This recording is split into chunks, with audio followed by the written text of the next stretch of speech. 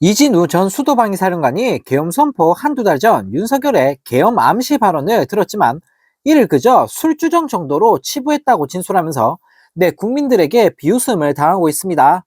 이진우는 당일 TV를 보고 계엄 사실을 알았다고 했지만 검찰은 이진우가 참석한 지난해 가을 윤석열과의 두 차례 저녁 자리에서부터 비상대권, 즉 계엄 관련 언급이 있었던 것으로 보고 있다고 하는데요.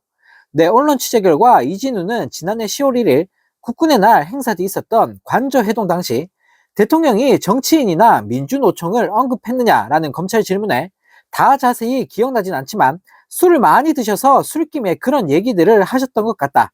술주정 같이 들렸다라고 답했다고 합니다. 또 11월 9일 국방부 장관 공관에서의 소맥 회동 때도 비상계엄이 언급됐다고 하는데 이진우는 이에 대해 그냥 다 술주정 비슷한 거고 흥분해서 누가 들어주면 얘기하는 정도구나 생각했다라며 윤석열이 술을 많이 드셔서 몸을 못 가누시는 건 처음 봤다라는 개소리를 날렸습니다. 윤석열이 언급한 계엄을 단순히 술주정 정도로 치부했다는 소리인데요. 하지만 계엄 하루 전 이진우의 휴대전화 메모에는 윤석열을 뜻하는 부인님 대국민 연설 실시 전파, 쇠 지렛대와 망치, 톱 휴대 등 계엄 시 해야 할 구체적인 조치가 담겨 있어 내 앞뒤가 맞지 않다는 지적이 나오고 있습니다. 얼마나 평소에 술을 많이 퍼먹었으면 술주정이라는 변명을 내뱉고 있는 건지 정말 살다 살다 윤석열 같은 종자는 정말 처음 보는 것 같습니다.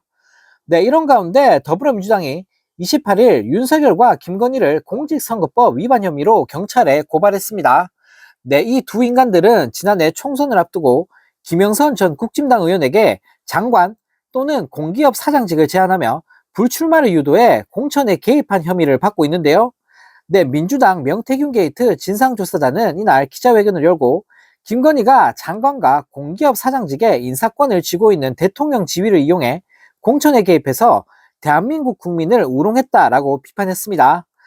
민주당은 윤석열과 김건희는 사실상 정치 공동체로서 대통령 지위를 이용해 김상민 검사를 창원 의창 선거구 국민의힘 국회의원 후보자로 만들기 위해 선거에 부당한 영향력을 행사했다라고 지적했는데요. 앞서 명태균 씨 법률 대리인인 남상권 변호사는 지난 20일 한 라디오 프로그램에 출연해 제22대 국회의원 선거를 앞둔 2024년 2월 18일 김건희가 김영선 전 의원에게 창원 의창구에 김상민 검사가 당선되도록 지원하면 선거 끝나고 장관 또는 공기업 사장 자리를 주겠다라고 제안한 통화 내용을 전해들었다고 폭로했습니다. 김상민 검사는 김건희가 명태균 씨에게 국회의원이 되게 해달라고 부탁한 것으로 알려진 인물인데요. 그러면서 민주당은 윤석열 김건희 부부의 이 같은 행동이 공직선거법상 매수 및 이해 유도죄, 당내 경선운동 금지와 부정선거 운동죄 등에 해당한다고 지적했습니다.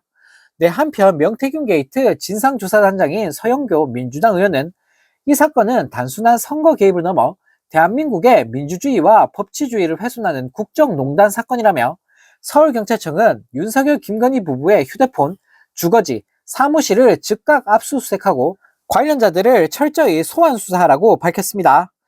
또 다른 소식입니다. 보수가 과표집된 여론조사에서도 윤석열 탄핵에 찬성하는 응답이 60%에 육박하면서 이직들을 좌절하게 만들었습니다. 중요한 점은 이 여론조사는 전체 1000명의 표본 중 보수층이 340명으로 가장 많이 잡혔는데 261명에 그친 진보층보다 보수층이 8%포인트나 더 많이 잡혔음에도 이런 결과가 나왔다는 건데요.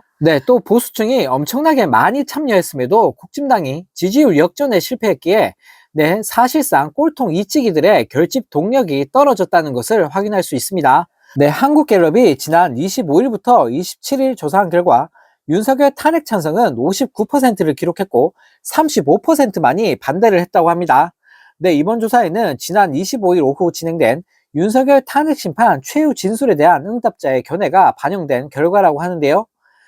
특히 응답자 거주 지역별로 봤을 때 대구 경북을 제외한 전 지역에서 윤석열 탄핵 찬성 응답이 높게 나타났다고 합니다.